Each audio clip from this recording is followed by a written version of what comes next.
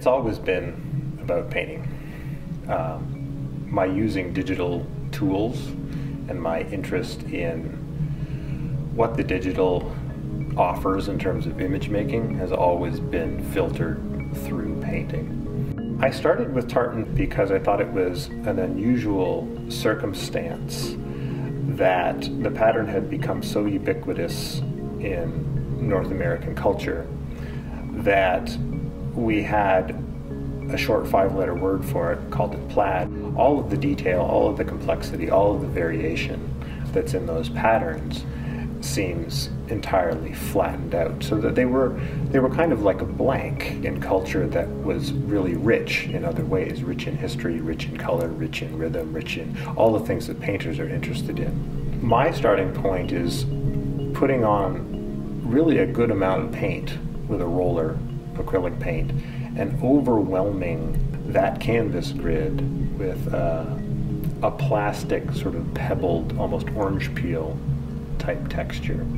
So overwhelming the canvas grid with a kind of materiality, and then building the pattern of the tartan or the plaid into that materiality, so that the image that's there in the painting of that pattern in that volumetric space is integrated with the paint body, the material that makes the surface. Those two are bound together in a really intimate way, and together they sort of overwhelm the canvas grid and sort of replace it with another schematic fabric grid. One way I think about the canvas grid is that I've sort of smothered it. You know, I've really overwhelmed it, I've oversaturated, I've sort of drowned it in acrylic material to create this new surface, which also has a fabric grid that is active and alive looking, but it's really just animated, it's not alive.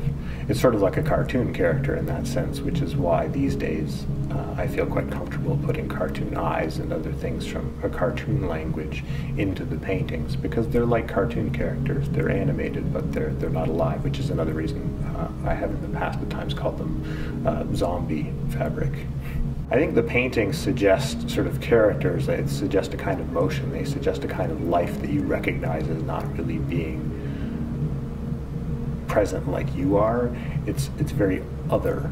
And so the action, you know, the things that happen and how the fabric sort of comes to exist in its form for the painting begins with a different kind of animation that people don't really have access to in the paintings. You know, you can look at the painting and not know at all where it comes from. They come from a mysterious place that I don't really make available to you, either in the painting or outside the painting. And so a lot of the animation work that I'm doing also has a staged quality to it. You know, there's all sorts of machinations and things that that are outside the frame that you don't see.